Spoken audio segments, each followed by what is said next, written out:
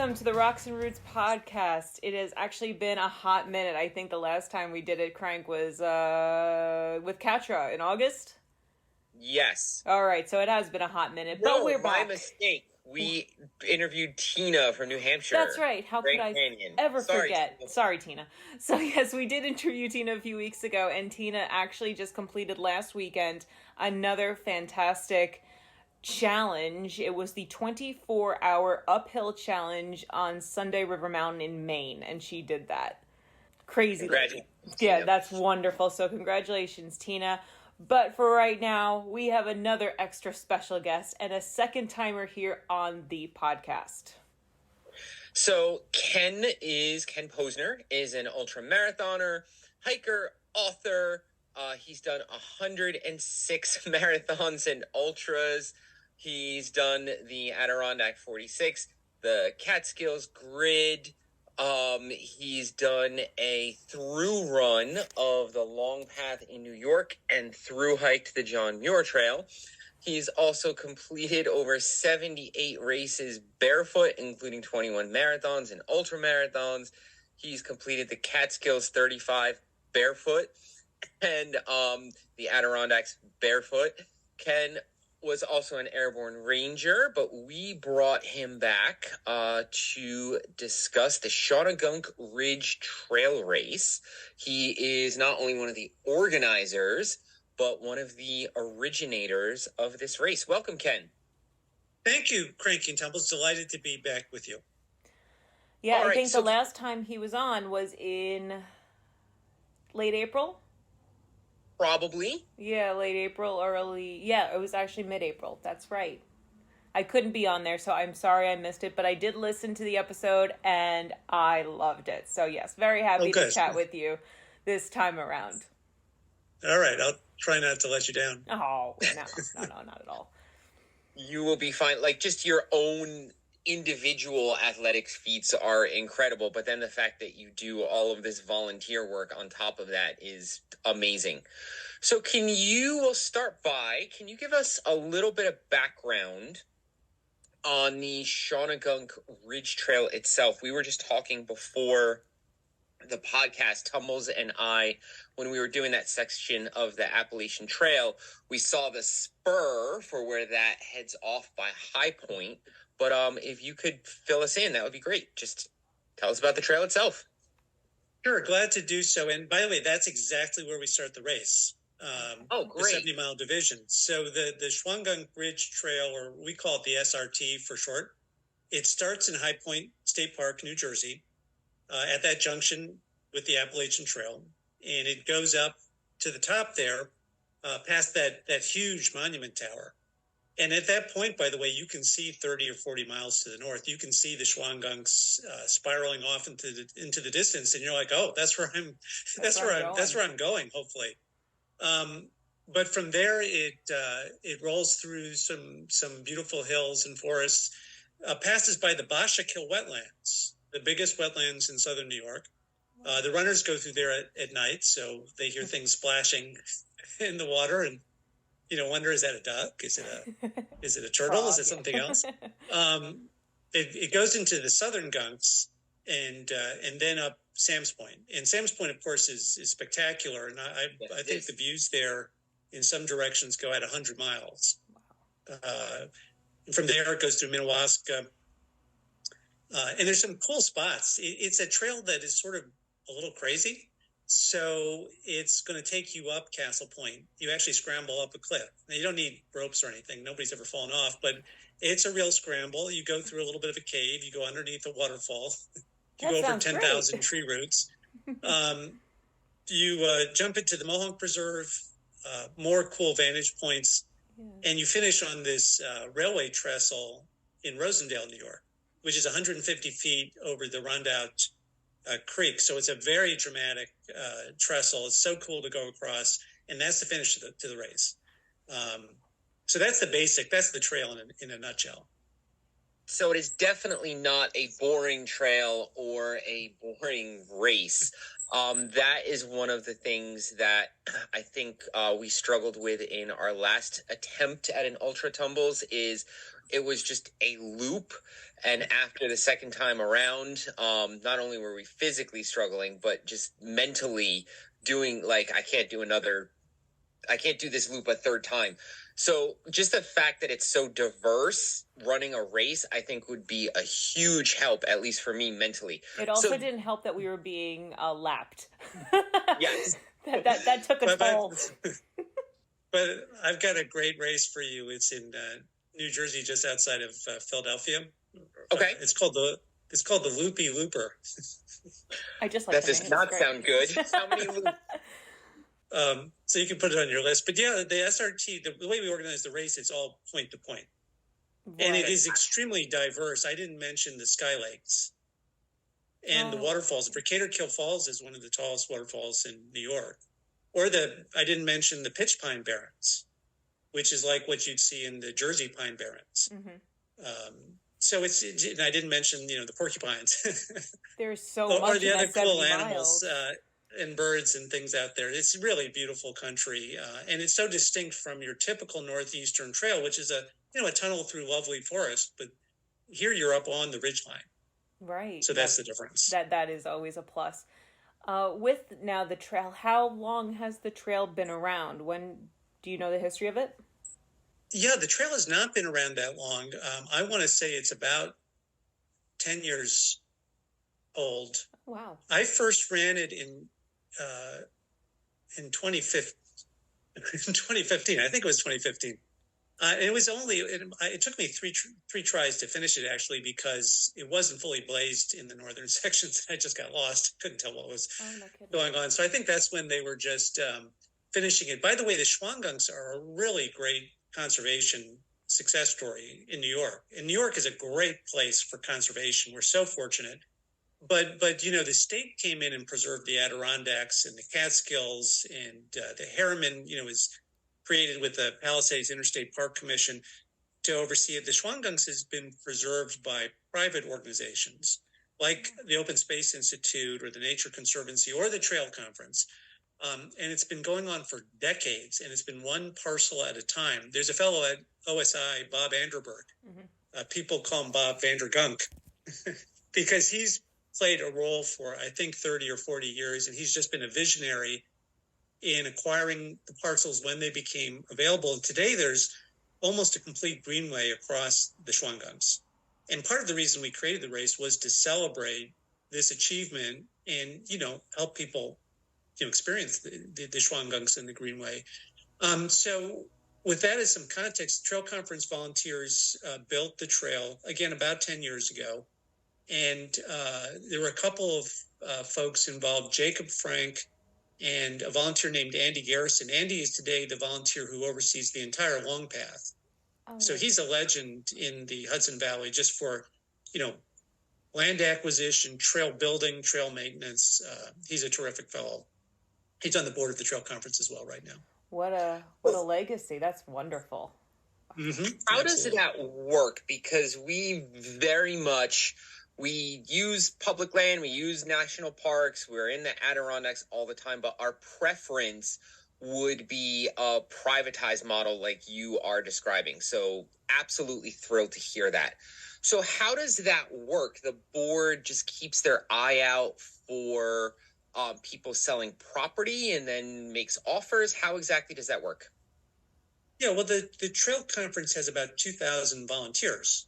Those are, we call them our volunteer superheroes. And some folks are, and by the way, I'm like a lot of people. I took the trails for granted. And one day I turned a corner, and it was on the SRT, right by Decatur Kill Falls. And there was a guy, clipping the blueberry back with some shears.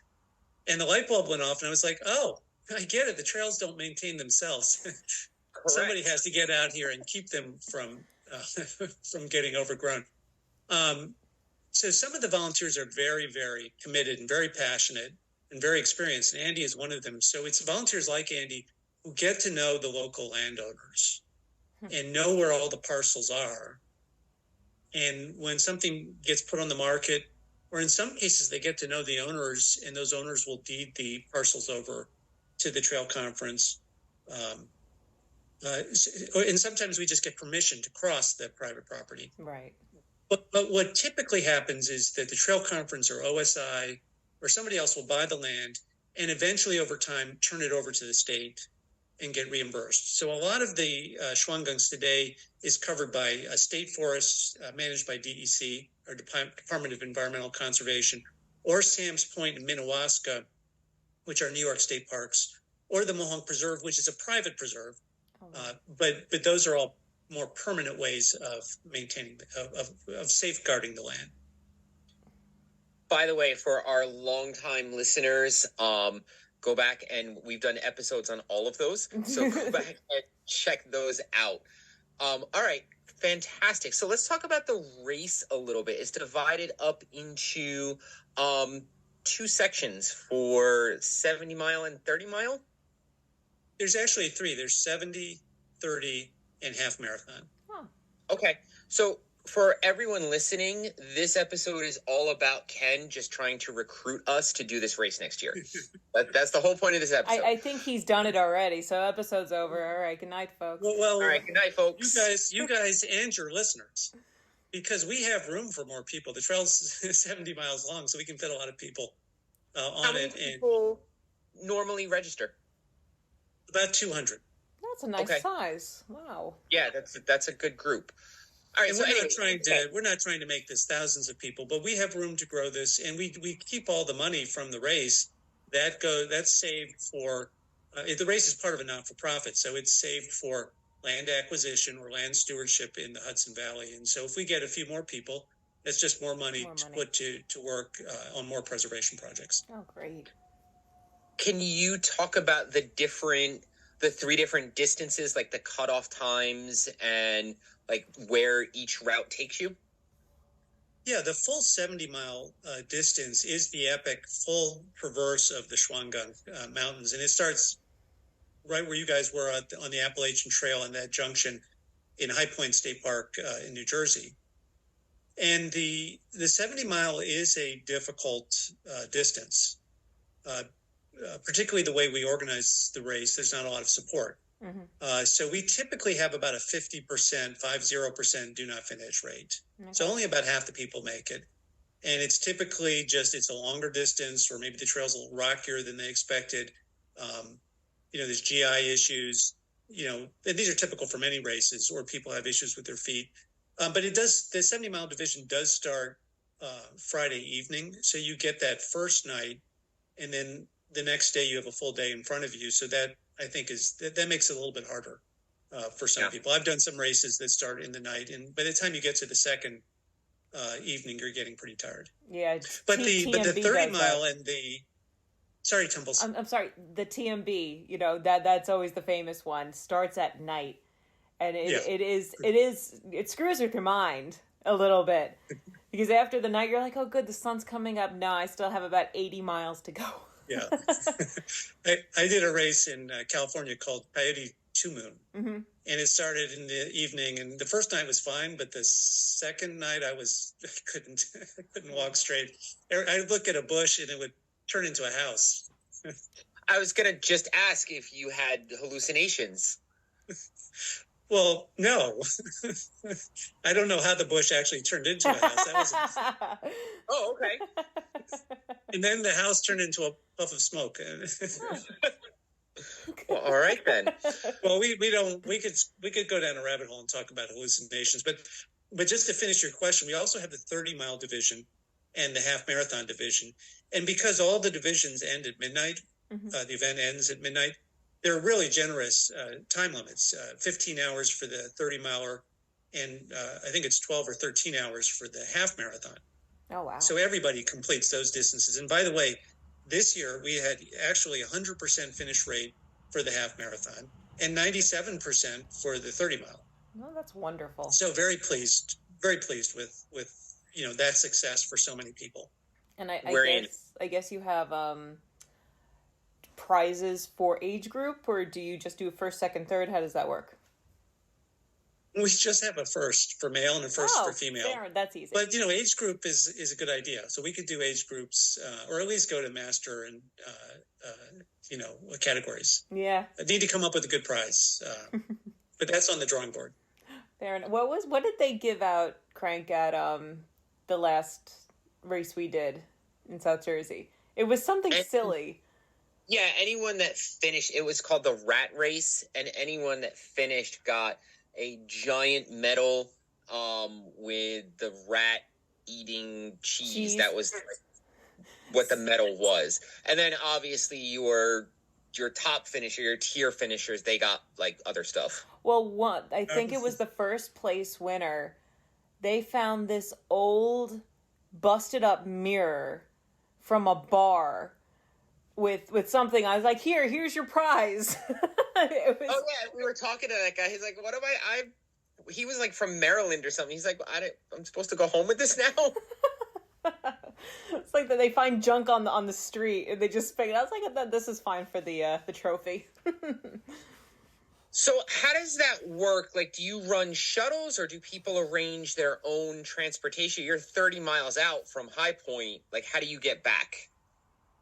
Yeah, so all the events, we have shuttles. Everything ends at the northern terminus in Rosendale. So we have buses that drop people off in the morning, or, people can just arrange to be dropped off by a friend.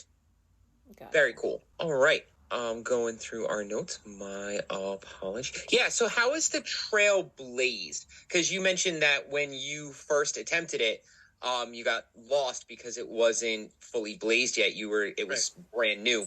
So what are the blazes like? So we skipped over, maybe I shouldn't mention this because I want all your listeners to sign up. I don't want to scare anybody away, but we don't mark the course. Okay. Oh, really? Right. It's an unsupported format, so we don't mark the course. That's awesome. No, it's not a Barclays Marathon. It's not a orienteering or bushwhacking course.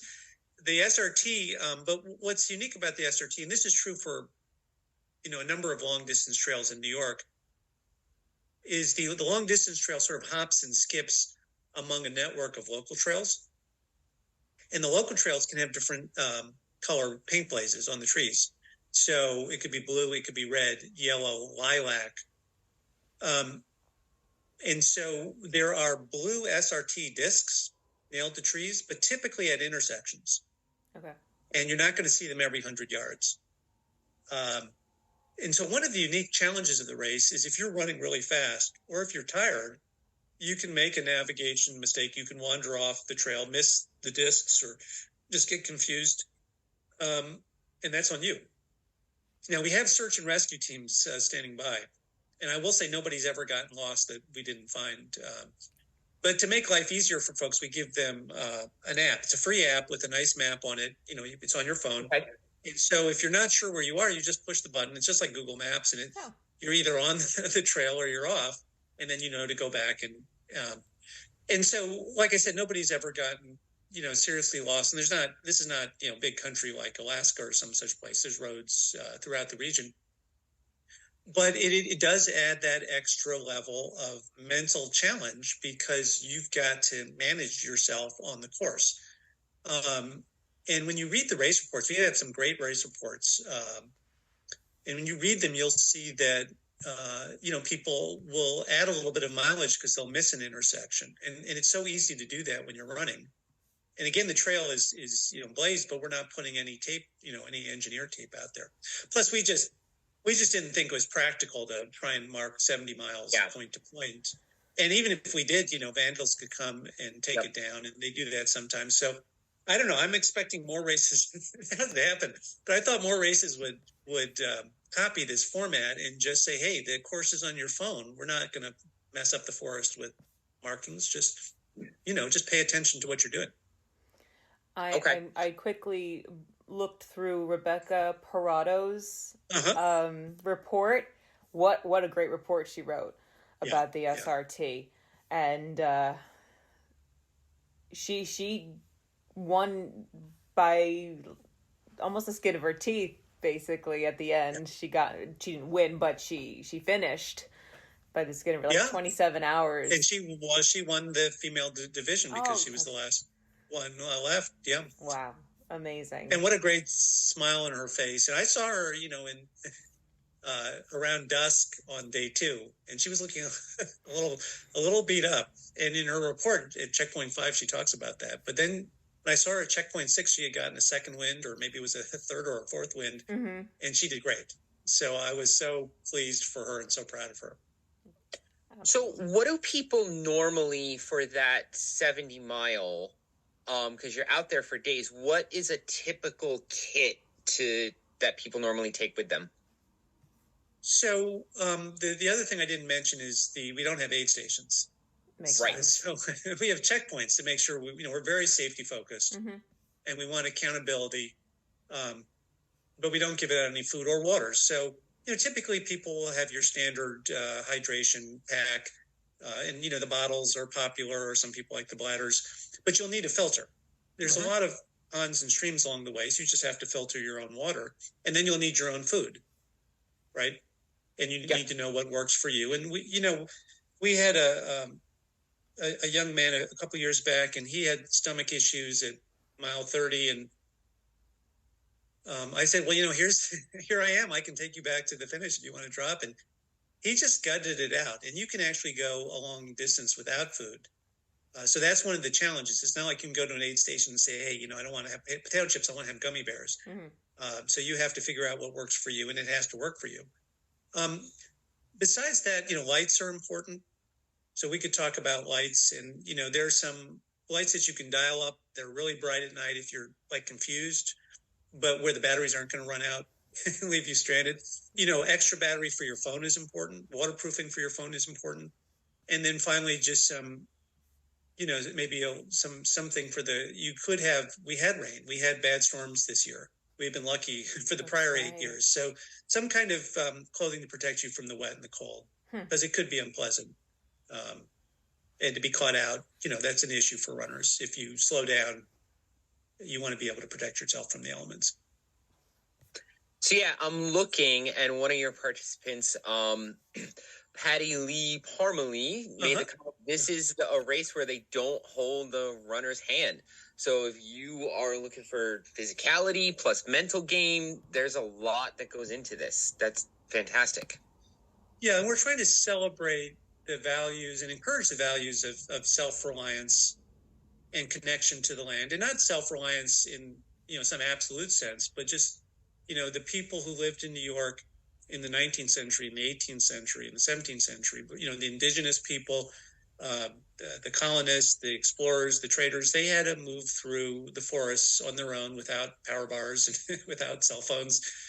And we want to encourage that kind of mindfulness. And so the runners who come to this race do a little bit more preparation than, is necessary at other kinds of more conventional races. And I think it's valuable because these kinds of skills allow you to go out on your own. If you're trying to do an FKT, or if you're fast packing or just exploring on your own, now you have these skills to manage your food and hydration and your navigation.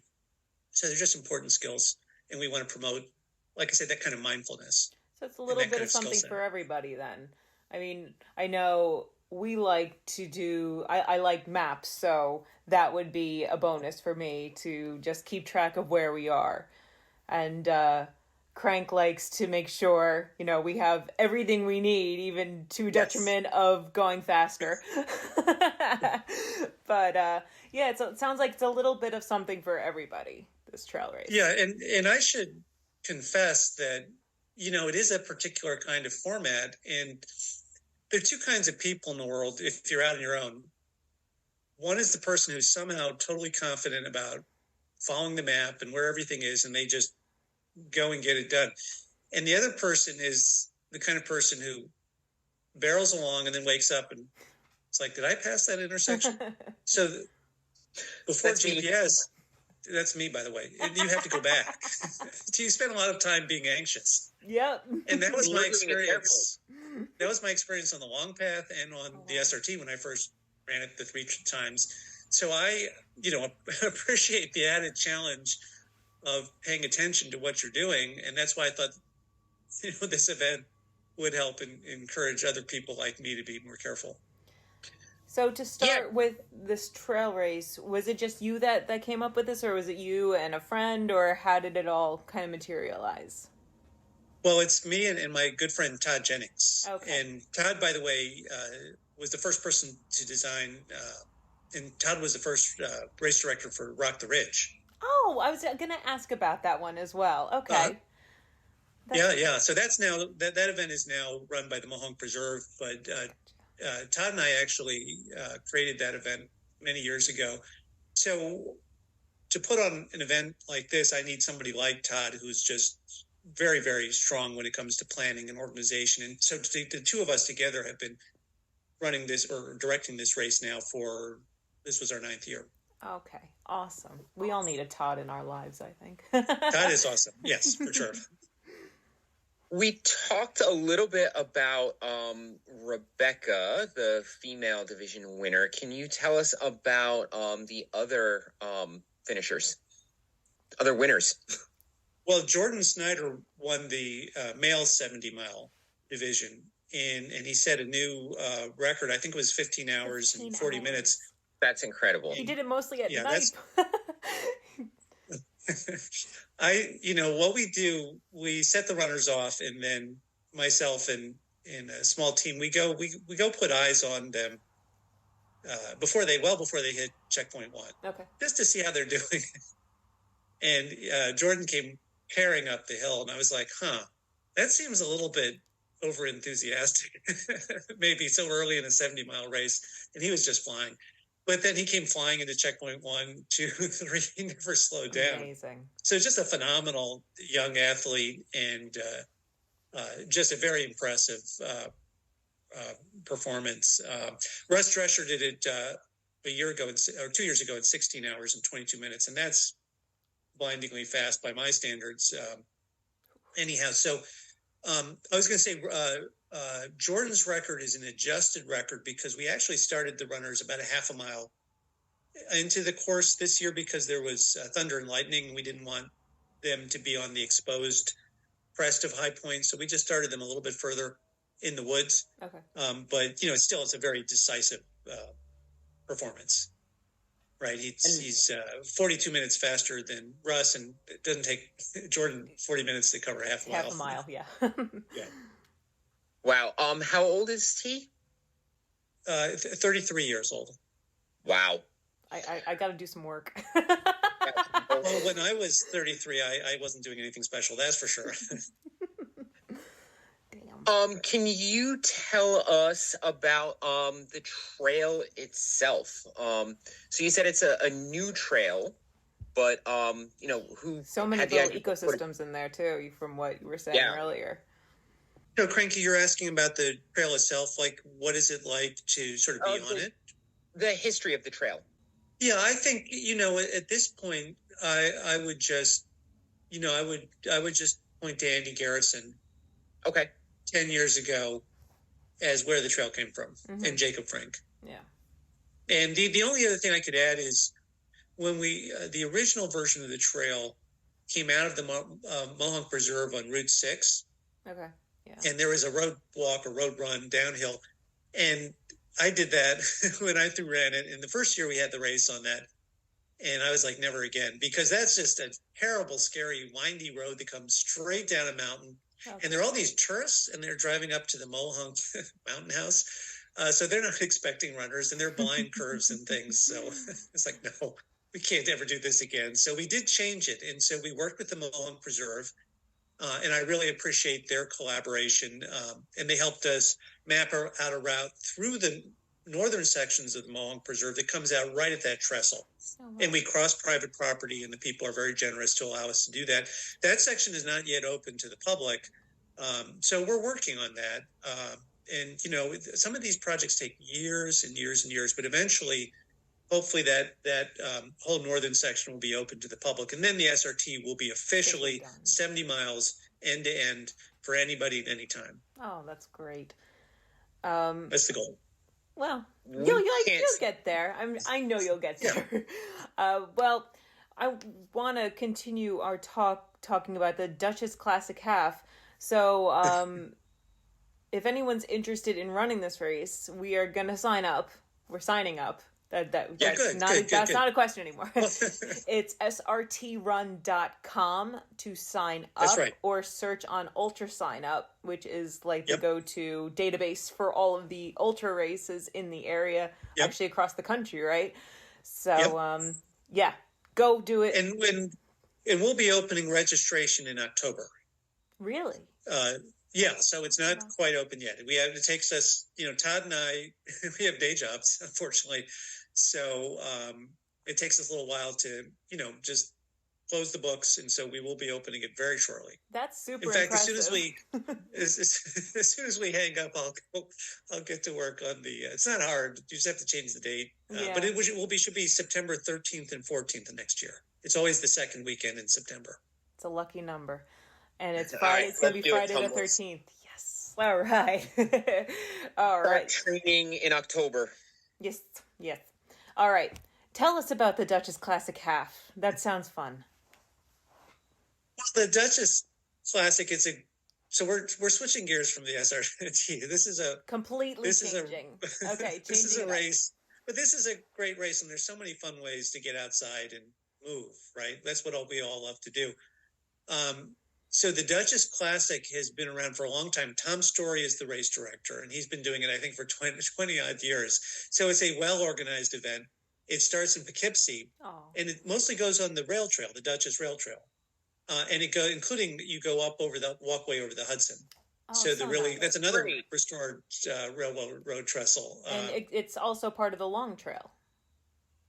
It's part of the Empire State Trail. Okay, so those are two different ones. Okay, thank you for clarifying. So we've gone from crazy hiking trails that go up cliffs and under waterfalls and through caves to a paved bike trail, which is flat and really smooth too. And as a barefoot runner, I appreciate smoothness. So if your runners are curious, barefoot is great, but the reality is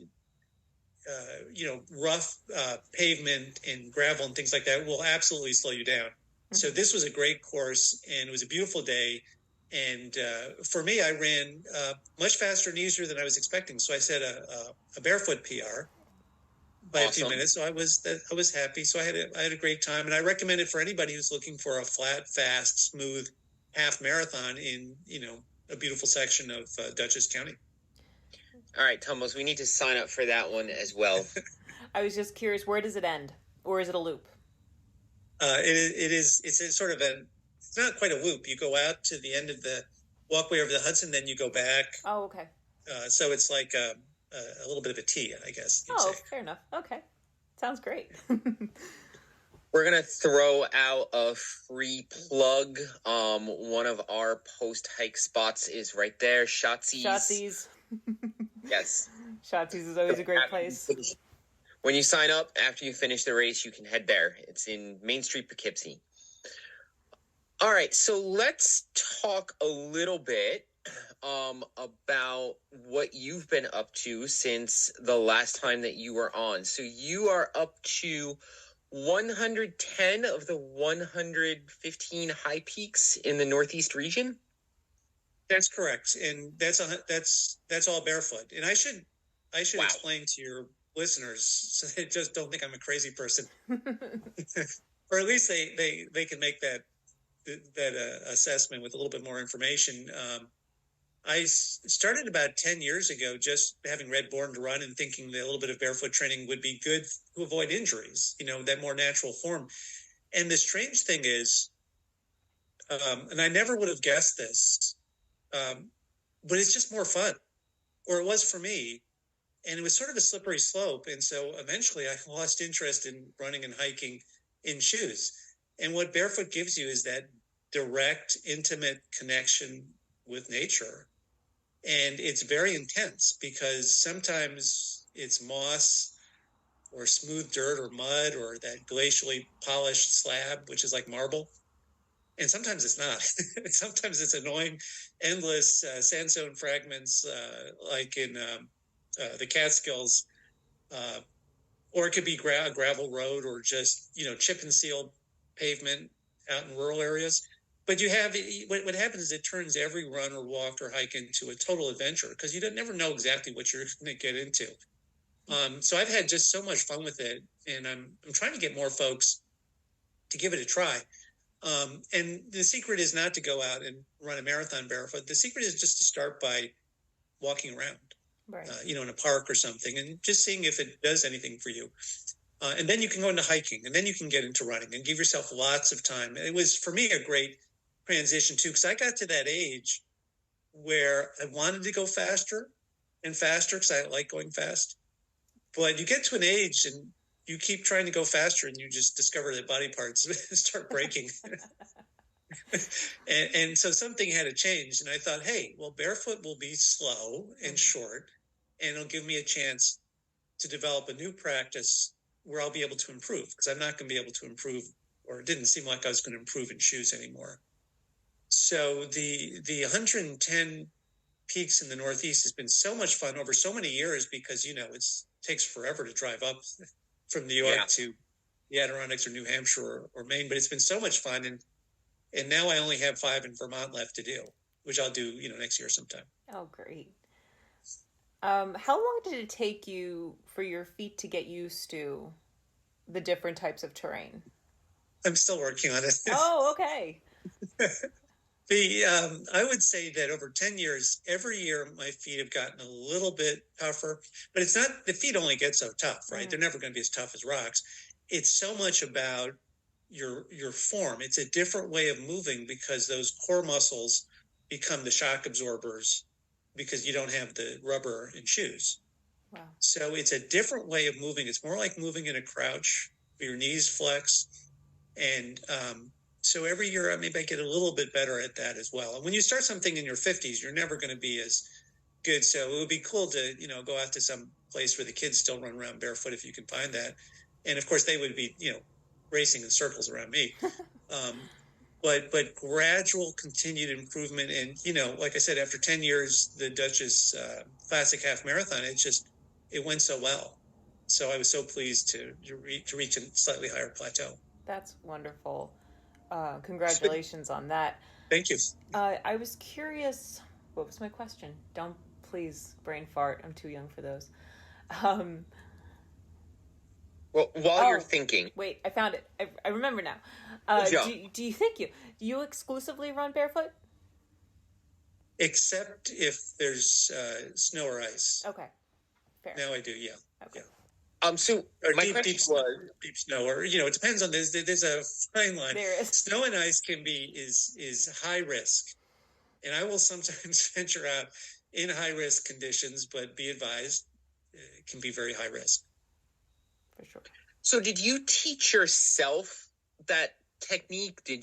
What research did you do on it to learn? Because you said it's a totally different stride. It's totally different muscle movements. Just trial and error. Did you do research on this? How did you learn? So here's the funny thing. So mostly trial and error, and then there's a great book. The real guru of barefoot running is a fellow named Ken Bob Saxton. So you can find his book on Amazon, Barefoot Running Step by Step, and I highly recommend that book. So that was helpful to me, although to some extent after I had already made some of the mistakes that he warns about. But even so, it was very helpful to me. The other weird thing is all these sort of memories. I might have seen when I was a kid some video about life in an indigenous village, maybe in Africa or India or South America, where people were habitually barefoot. And so I would have these images that would sort of percolate into my mind. Or there's a video of John Burroughs from, I think, 1919, and some kids visit him at his little farm in Woodstock up in the Catskills, and the little boy is walking barefoot. So I have some of these little images floating around in my head, and every now and then I would pull up one of those images and say, now I understand that his hips move around a little bit because the hips are sort of the counterweight. You're not just locked up, straight legs like a stork or something. The whole center of your mass is sort of counterbalancing the impact on your feet. And some of that would help things click a little bit. Awesome. So How did that come into play? Because you did the knife edge on Katahdin, which is on our list. Well, the whole Appalachian Trail eventually, but I in particular want to do the knife edge. So can you talk about the knife edge and what that was like barefoot? Yeah, sure. And so I did North Brother first, which is a 4,000 footer to the north of, I think it's to the north of Katahdin. And so I got up there and it wasn't too bad. It was a little boulder field at the top, and I sat there and looked out at Katahdin and Hamlin, and they're called the tablelands. It's this wide, sweeping plateau, and there was mist blowing across, and then the mist cleared, and then I saw the knife edge, which is this black wall, serrated edge like a saw blade. And I thought, well, that'll be interesting. That'll be fun. Yeah, and I knew nothing about this. I glanced at a few trip reports, and I knew you had to do the knife edge because it's just there. Mm-hmm. And so I got up to the knife edge, and it was a steep and rocky trail. The knife edge it's sort of like an arête. It's not quite an arête, but on one edge there's a very deep hole, a glacially carved out basin. Cool. And the other edge is not a col, but it's very steep. And it's not like you're going to fall off and drop 1,000 feet straight down, but it is quite exposed and quite narrow. By the time you get to the top, it's only 3 or 4 feet across, and it's this jagged tumble of rocks. So it's not really a trail. It's really sort of places that you step that wiggle back and forth among these piles of, fractured boulders. And so that means you're not walking on a flat rocks. You might be standing on a point and then reaching to another point. And when you're barefoot, you can stand on a pointy rock. The feet are strong enough to do that. But you don't want to, or at least I don't want to, maybe like jump onto a pointy rock. Yeah. So instead, it was a lot of lowering myself down and sort of butt scooching on all fours and crab walking and moving very cautiously and very slowly. And I saw like a guy in a red parka, a half a mile ahead. And I was like, I'm going to catch up to him. And I looked up and no, I'm not catching up to anybody. Barefoot is slow. And on the knife edge, it was very slow. And then I got to Katahdin and, it's just a broken rocks. It's an alpine boulder field. And then the descent into Hamlin was just a trail with, full of gravel. So by the time I got to Hamlin, I was getting a little cross. I bet. How long mileage-wise? What's that? I'm sorry. How long mileage-wise was that trek? That's just an 11-mile loop. Oh, that's nice. Okay. Yeah. And then how long did it take doing it barefoot? With the hardest thing with Katahdin, you've got to get there super early to get a permit. Right. So can I count starting at 4:45 when I got to I think I got on the trail at 8 o'clock and got off at 6 o'clock. But in the spirit of full disclosure, on the way down from Hamlin, I put on my Fit Kicks because otherwise there was a question whether I would have ever made it out at all. So in the spirit of full disclosure, I'll sometimes wear Fit Kicks on the way down. Okay. And what are Fit Kicks? Oh, I'm sorry I don't have one within arm's reach to show you, but it's like a slipper, but it's got a thin Vibram sole. Okay. And, you can just stuff them in a pocket. And the best thing is they don't cost, $150 or $80. They cost $20. They won't last forever, but, I always carry them when barefoot, just in case I get into, mostly I'm pretty stubborn, so I don't like to wear them. But sometimes you get into a time crunch and it's like, well, I've run out of time. I need to be somewhere. Or you might get into, conditions that are too hot or too cold, and then you're putting yourself at risk. So I always carry them with me as backup. Yes. Travel smart. Awesome. All right. So before we wrap up, because this has been 50 minutes already, it's just flown by, Ken. Can you update us and our listeners about some of the things happening with the New Jersey, New York Trail Conference? So a question that I personally have is, I was hiking Breakneck about a year ago, and I saw that they were doing some repairs. There was a diversion off of one of the more intense scrambles up there. So do you know anything in particular about how the construction on that went? Any updates on Breakneck? All I know about Breakneck is that it's been a multi-year project, and the Trail Conference is involved, and a lot of other municipalities are involved. I think that's the most popular day hike in New York or the U.S. or maybe the world, for all I know. Yep. So a lot of effort going into making that sustainable and allowing people to get out there and experience it. Here's the big focus right now. I don't know if you guys noticed that, or if you were around when we had that huge, weird tropical storm in July. Yes. Oh, what a mess that was. Yeah, that just trashed Harriman. Okay. It trashed Harriman. It trashed the Appalachian Trail and all the stone steps going up to the top of Bear Mountain. Oh, really? So that's a big focus for the Trail Conference right now, is we're trying to, marshal our resources and try and get those trails rebuilt and get people back on them. But otherwise, closed at the moment. I'm sorry, Cranky. So they're closed at the moment. I think Harriman is back open, but I think many of the trails are still not passable because they got really washed out. In fact, all the water supply in Harriman got flooded, and there was no running water. Part of the reason they had to close the park, there was no running water anywhere. Oh, wow. So that's a huge focus. But I would also say, as the board and the staff think about, where the organization is going, the long distance trails are very, very important. So we want to do more with the Long Path, the SRT, the Highlands Trail, because these kinds of trails really capture people's imagination. But otherwise, I'll mention a couple other things just for your listeners, so you know what the Trail Conference does. We've got about, I think I mentioned those 2,000 volunteers, and these are the folks out, just keeping the trails open. And in some places, they will overgrow that blueberry and the scrub oak and sassafras and other stuff will just, before you know it, it's dinosaur country, and you just can't get through. So that work is really, really important. The other thing I was going to mention about the Trail Conference right now is October is our Trailathon. And the Trailathon, the goal is to do 103 miles, but not at once. You've got all month to do it. And you can walk, and you can hike, and you can run, and you can hop on a pogo stick. Some people do it on bikes. So it's totally cool to do it on bikes. I don't think you could drive your car, but any way of moving yourself, you could probably ride a horse or paddle a canoe too. It would all be good. 103 miles because the Trail Conference is 103 years old. Oh, wow. How nice. And the goal is just to go out and have fun and then post pictures of yourself on social media, just to help more people understand about what the Trail Conference does and the importance of taking care of our trails and our forests and our natural land, and the importance of connecting people to nature, which is what our mission is. It is a fundraiser too, but it's only $100, and it auto-populates your Facebook fundraising app, so I think most people can raise that pretty quickly.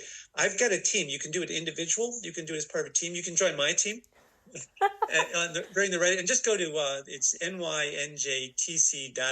I'm on it right now. Trail Conference, and you'll find the Trailathon. It's easy to sign up, and you can join my team. My team's called Team Nature. Hey, why not? I like that. So you can join Team Nature, and we'll have some events where we'll go out and do some cool things. Or you can just join another team, or you can just go out and have fun on your own. But that's how the Trail Conference is celebrating October. That's fantastic. I will say, having been on many trails up and down the East Coast from Vermont to Georgia, that you guys do the best job with maintenance. I see your people out there, repairing, reblade, doing stuff all the time. And when you hit, some sections in the Appalachian Trail, especially around the Delaware Water Gap where the National Park is in charge, Tumbles and I always laugh on our very first hike, our very first section hike of the Appalachian Trail. It was in the middle of a hurricane, which turned into a tropical storm. That was our second. Our first was when we bottomed out and broke your wife's car. Oh, yes, that's right. But we were heading up to Sunfish Pond, and a tree fell across the trail. That tree was there literally for 3 years. Every time we went back, we're like, oh, is our tree there? Yep, it's still there. That would not happen, I think, on your trails. You guys do a phenomenal job of maintenance and, drainage and repair. You guys are absolutely wonderful. We have some great people, and the challenge we have is you explain to somebody, let me tell you about trail maintenance, and people's eyes glaze over. That doesn't sound like fun, but it's like, I don't know, it's like gardening or it's like CrossFit. Charlie Gadol, who's another board member on the trail conference, he's done a fabulous job in the Catskills, just getting people together and let's go work on this part of the trail and just improve the drainage, because it's the water that trashes trails. Or the Sawyers, we have teams of people who've been specially trained on chainsaws. Kids don't try this at home. And when so they'll go out and clear those blowdowns and the deadfall, and they'll do it quickly. By the way, one of the challenges for all of us in today's world is you can't just send people out randomly. You've got to coordinate with the state, with DEC, with state parks. So you've got to make sure that the volunteers are approved and are covered by state, insurance. And, and you've got to let the parks and the forest managers know, because there are people who go out and do road maintenance or, create their own trails. So there's a lot of coordination, and that's why we have a great staff at the trail conference as well. And they do a lot of work, just coordinating and liaising with the government and the other landowners to make sure that we can do this maintenance and do it in a safe and controlled and organized way, and again, achieve our goal and everybody's goals of just getting people out in nature where we belong. Absolutely. I think it's super important to have such a strong relationship with the state. 100%. Yeah, for sure. But what's also great about the Trail Conference website, unlike the National Park Service website, for example, is that you can report an issue on trail. If there is a blowdown, you just, I'm looking at the form right now, you put your information, you say what's wrong, you upload a photo, which will really help, and go on your way. And I'm sure it'll go right to staff immediately. Yeah, people, but I think the key is people care. Yeah, people care about the land, and some of us like to go and run and hike, and we have the the time, or we're healthy enough to do so, and other people, they may be busier or not as inclined, but they can support. And the trail community, or the trail family, as we call it, is just amazing. There's so many folks out there who just, really care about the trails. I had one fellow, when I was a supervisor, David Miller, and he'd spend, well over 100 or 200 hours a year out on the trail, just making sure his section was perfect. And then when somebody else was busy, he'd go, clear their section. Oh. And so he's one of the maintainers on the Shawangunk Ridge Trail, and he also helped out at the race at one of our checkpoints. And it's people like that make this all possible without it just being a government function. Yes, sure. Can you tell us what is going on with the Highlands Trail? That is the only trail in the system that we have been on that frustrates us. And we get it, because it is not contiguous. It's broken up. All right, so it is contiguous. It is end to end, but a lot of it is road walking. A lot of it goes through towns. Can you update us on the plans for that trail? And can you tell our listeners what the Highland Trail is? Because all as they hear me is complaining right now. So can you tell us what it is and what the plans are? Frankie, would you like the concise answer, or would you like me to beat around the bush? A fairly concise. The concise answer is I have not been on the Highlands Trail. I know it's in development. It's like the SRT was when it wasn't quite finished. Okay. As I was talking about, but it's a great idea, and it is growing and getting improved as we speak.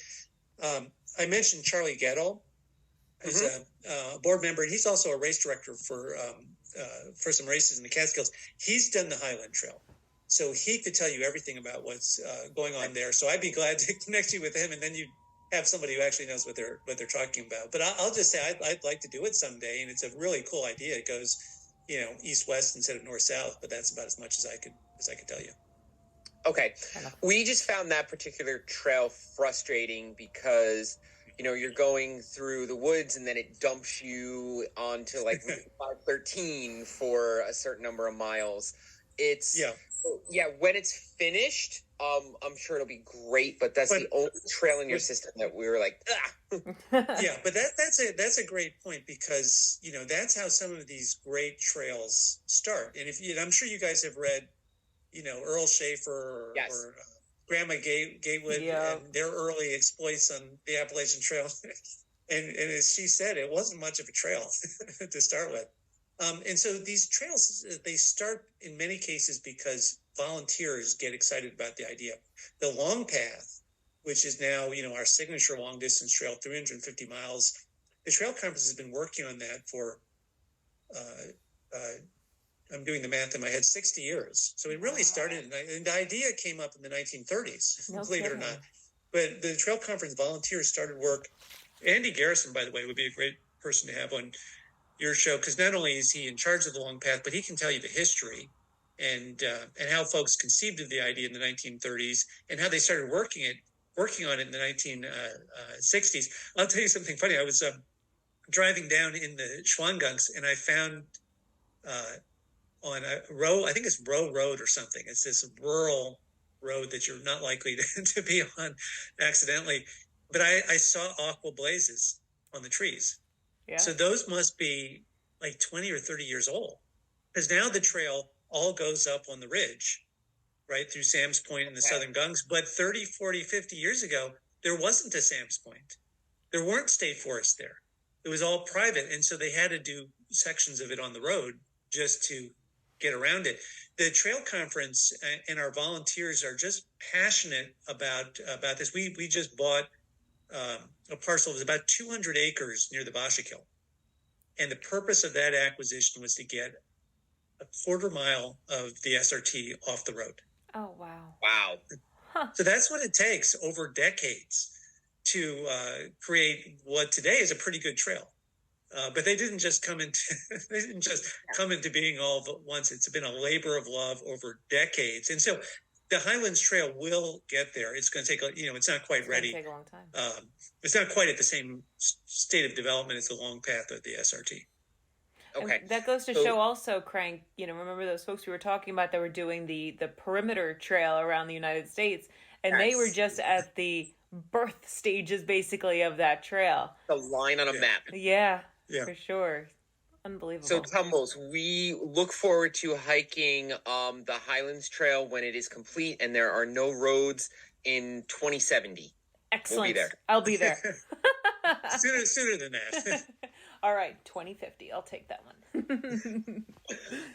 So, Ken, do you have anything else you would like to add before we have you do your plugs and where people can go connect with the conference and all of that good stuff? Well, nothing else. I would just summarize for runners. We'd love to have you at the SRT, and I mentioned the really high success rates for the 30-mile-and-a-half marathon distance, and the 70 is a really epic challenge. So we'll open registration soon, and we'd love to have people come out and experience this. And then for other folks, if you have the time and energy to get involved with the Trail Conference, you could be a volunteer. You could have your own, half a mile or mile of trail or to take care of, or you could get involved in working with groups of people on projects. So we'd love to have you get involved there and check out our trailthon too. And you can go after that in any way you want. And if you want to join Team Nature, I'll reach out and we'll go find something fun to do. Awesome. So that's it. Cranky and Tumbles, thank you so much for having me back on your show. This has been a lot of fun. Oh, our pleasure. It's our pleasure. Now, actually, I have one last question for you. Do you have any races coming up yourself? Oh, yes. I've got the Tesla Hertz, which I'm signed up for 50K in early October, and then end of October is the Marine Corps Marathon. So I do have those two. Oh, well, good luck. I'm sure you'll do great. Thank you. Thank you. What is the Tesla Hertz? Well, I don't know. I've never been there. And I was talking to Shree, who's part of Team Nature, and he's just discovered barefoot running. And I said, well, I'd done this other race and I could just go back and do that one, or I could do Tesla Hertz, and I'm not sure which one to choose. And he said, well, you have to do Tesla Hertz because you haven't been there. Exactly. So I was all right. I can't argue with that. So it's out in Long Island somewhere, and I've heard it's in the Pine Barrens and has sandy trails. A friend named Trishul Churns, who's another great person for you guys. He's a legendary ultra runner. He recommended it to me, so I'm hoping it's not gravel. But that's the thing about Barefoot. It's going to be an adventure. And by the way, I want to do 50K, and it starts Saturday morning you do have until Monday morning. So, oh, wow. Oh my God. That sounds great. Because they have multiple distances, including 100 miles. So I have no excuse to not finish that one. Hopefully. Oh, that sounds awesome. Well, thank you so much, Ken. Can you give your Instagram, the trail conference, contact information? Plug away, sir. Sure. I'll just give a small number of things. The trail conference is www.nynjtc.org. And the trail conference is got a great presence on Instagram. So you can find them there. You just look up the name. As for myself, my blog site or my website is www.barefootken.com. So hopefully that's easy to remember. And that'll give you all my socials, Twitter and Instagram. I go under the name Long Brown Path. Yes. Fantastic. Or you can just search for Barefoot Ken. You'll find me either way. Easy Fantastic. enough for us to remember. Yes, thank you so much. And folks, you know where to find. Well, Cranky's been posting like a madman. I mean, I think he just bought a new pair of shoes that he was reviewing. Anywho, find us on Instagram at rocks_and_roots_pod. Find us on TikTok, rocks_roots_podcast. DM us, don't email us, I don't check. And on that note, talk to you soon. Bye-bye.